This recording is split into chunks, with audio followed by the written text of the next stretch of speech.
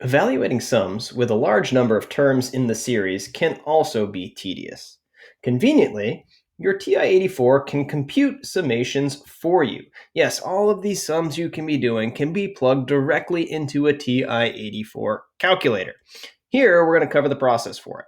Now, make sure you understand how to evaluate sums the long way, but this is going to help you out, and it's a great way to check your work as well as for evaluating sums with a large number of terms. Evaluate the following sum using a calculator. Round your answer to 3 decimal places if necessary. This is the sum from I equals 1 to 50 of I cubed divided by I squared plus 1. Now, this is a good problem for a calculator because notice we would be adding 50 terms together in this series. And to add up 50 terms, well, that would certainly take a long time. All right. 50 terms is certainly not something I would ask you to do out the long way. But it is very easy to do in our calculator. So with your TI-84, what you need to select is the math button. Hit the math button and type in the number 0, or you can scroll down to 0 and select what says summation.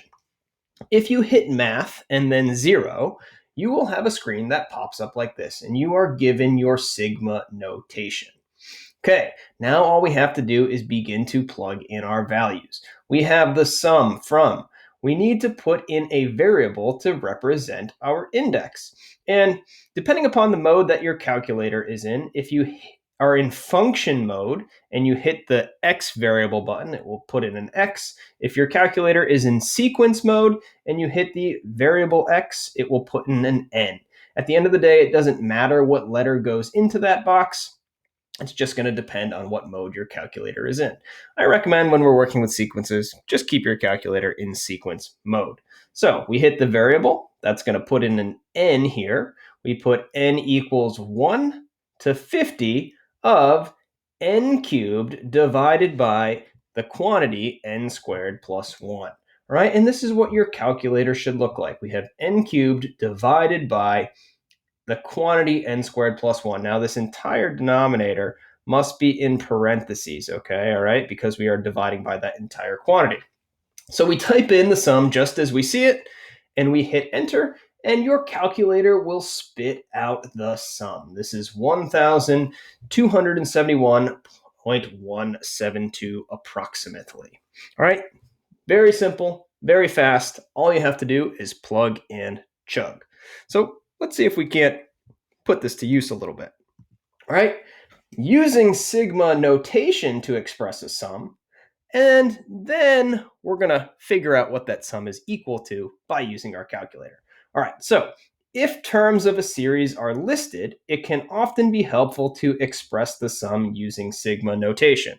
So before we were given something written in sigma notation, the sum from I equals 1 to n of a subscript I, and we expanded that by finding the first term, finding the second term, finding the third term, and finding the nth term and adding all of those terms together to form our series. In this case, what is going to happen is we are going to be given the terms of the series, A1, A2, A3, an, and we need to write that expression using sigma notation, right? We are condensing this now, condensing the sum. And once we have our sum written in sigma notation, we can plug it into our calculators to evaluate. Use sigma notation to write the sum. Then use your calculator to evaluate the sum. Round your solution to 3 decimal places if necessary. All right, so here we are given the series. We have 1 over 2 times 1 plus 7, plus 2 over 2 times 2 plus 7, plus 3 over 2 times 3 plus 7, plus all of the terms in between, plus 25 divided by 2 times 25 plus 7. What we're seeing here is the first term, the second term, the third term, and we want to add up all the terms until we get to the last term. And so one thing to recognize is what is changing as we move from each term to the next. Well, in this particular case, the numerators are all changing. 1, 2, 3, until we get up to 25, as well as a portion of the denominator. 1, 2, 3, up to 25. And anytime anything is changing, well, that means that it's a variable, okay? So this value here needs to be represented by a variable. And when we're talking about sums, generally speaking, the variable that we use for our index will either be an I, you can use an N if you want to, it's up to you. Notice that the first value that we would plug in would be a 1. And then we plug in a 2, and then we plug in a 3, and we continue to plug in integers until we get up to 25. Therefore, our sum becomes the sum from I equals 1. We start with 1 because that's the first number being plugged in, to 25 of I over 2I plus 7. So anything that is changing, anything that varies, okay, is going to be represented by our variable. And because we chose our index letter to be an I, that is going to be an I inside of our sum. All right, hopefully that makes sense. Notice if you plug in 1, you would get this term. If you plug in 2 into the sum, you get the second term. You plug in 3, you get the third term. You plug in 25, you get the 25th term of the series. And now that we have our sum written in summation notation, we can go ahead and plug it into our calculator. Remember, be very careful. When you plug this in, you need parentheses around the denominator, and when you hit math 0, it's automatically going to give you some parentheses. This entire sequence needs to be inside of those parentheses. So we hit enter, and we get approximately 9.038. Let's look at another one. We have 5/3 to the 1 minus 1, plus 5/3 to the 2 minus 1, plus 5/3 to the 3 minus 1, plus dot, dot, dot, plus 5/3 raised to the 40 minus 1. Well, in each one of these terms, let's look at what's changing here. This first number of our exponent. All right, it changes 1, 2, 3, all the way up until we get to 40.